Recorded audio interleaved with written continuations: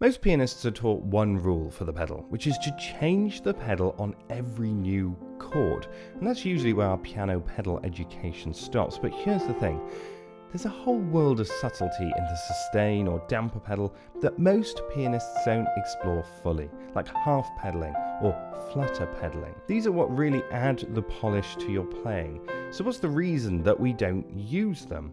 Well, usually we're just too busy thinking about everything else that we have to do at the piano to really dive deeper into exploring the sustain pedal. So today we are going to be exploring in more depth these levels of the sustain or damper pedal for those of you across the pond.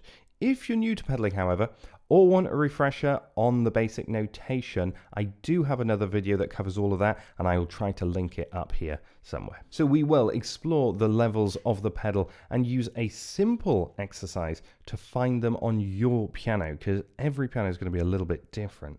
Then we're going to answer when we should use half pedaling. And finally, I'll talk through how to practice this in using the most important and simple pedaling lesson that I've carried with me for years, which is really a ground-up approach for how to apply any amount of pedaling. Oh, and we'll also touch on polite and rude pedaling. So there are actually quite a few different levels to the piano pedal, and you can think in terms of full resonance, where the dampers are completely off, to half resonance, and then to no resonance at all, where the dampers are fully on. But there are also levels in between, and I don't like to myself, but some people actually put a number of 9 or 11 levels to the piano sustain pedal. This exercise is all about listening, but it's also about control, and you can do it with a single note, or better still, a chord. So simply play the chord with your pedal down and then lift your foot up as slowly as possible upwards. As you do so, the higher and higher your foot gets, the more the dampers are going to mute the strings. And what you'll tend to find is that if you can lift your foot really slowly, there are quite a few levels of sound that are being cut out between the moment the damper hits the strings and as it's slowly absorbing more and more sound until it's fully on. Once you've realized that these levels exist, you can then practice at different pedal depths with the dampers either fully on, a little bit on, or half on, as we tend to call it. So two really important things to mention. The first is that it's really hard to lift your foot up with control and the speed of like a hydraulic piston, but you don't really need to. Instead of bringing your foot up in one line or one motion, try to lift it up in small, tiny movements, which go up and down and up and down and up and down. This helps you to lift it up gradually, and you'll find that you'll be able to hear those levels cut out as you do. The second is that your piano or your pedal is going to determine what's going to happen here as well. If you have an upright piano, the pedal is going to be quite different from a grand. It's going to be a lot more springy. And if you have a digital piano, well, it'll depend on what you have, and it'll actually be really interesting to see what happens here. Whether at a certain point the pedal just cuts out, or whether you can find slightly different levels as you're playing. So when do we actually use half pedaling? Well, there are really two interesting parts to this answer, and the first one we'll focus on is when the notation asks us to. By that I mean situations where the score shows you a really long bass note that you need to sustain, but one that you can't hold with your fingers or your hand because you're busy playing notes that are higher up as well. If we don't half pedal these bass notes, we'll either end up losing them or we're going to end up with too much pedal and some blurring, and that's the exact thing that we actually want to avoid. So in this case, what we do is we listen to that bass note, we sustain that bass note as much as we can when we're changing the pedal, and we only allow the dampers to cut out the top notes by lifting the pedal up to a halfway, not really a halfway point, you're going to have to judge it based on your piano, but to that point where the bass note is going to last, but the top notes are slightly more cut out. That is how we avoid the blur. So it's really as simple as that in terms of notation, since half pedaling is not really notated on the score.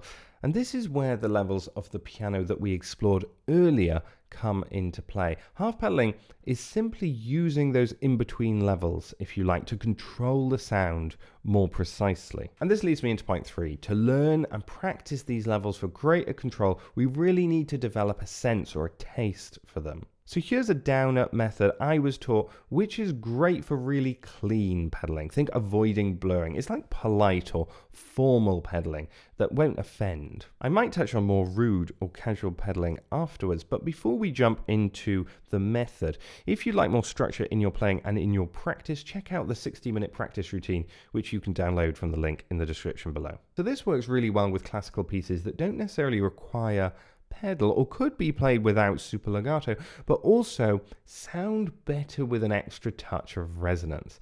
Let's run through that quickly with a perfect example from Clementi. Okay, so first of all, we're going to start with absolutely no pedaling, no finger pedaling, nothing. We're just going to play as legato as we can.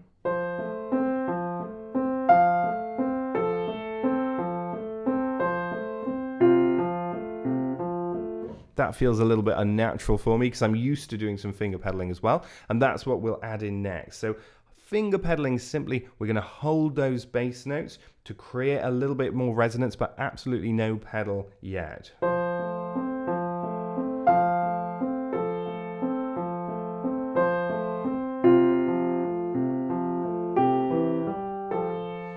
It creates more resonance. It sounds almost like the pedal is being used.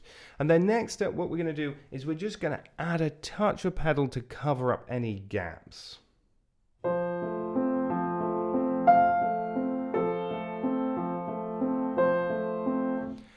And then the last stage is really to just find a point in the pedal, not a full pedal, where it's just creating some resonance, but this would be a full sustain. This would be some resonance. You can see it's not holding all of the notes fully. Let's apply that to the piece.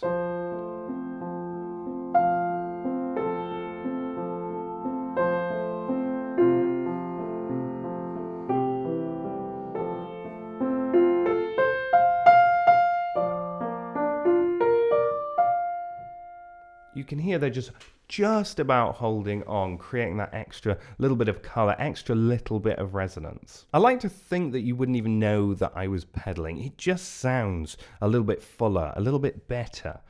By contrast then, rude pedaling, almost intentionally creating a murky, muddy sound which blurs the notes across some of the chords. You can use this in more romantic pedaling. I like to think of this in terms of painting sometimes. So when you have this murky muddiness, this is a bit more like a impressionistic style or something a bit more blurred together in terms of the paints.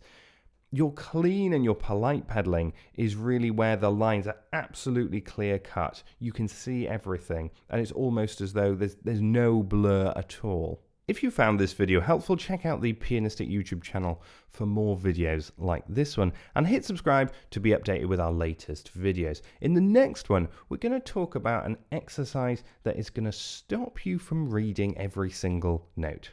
I'll catch you there.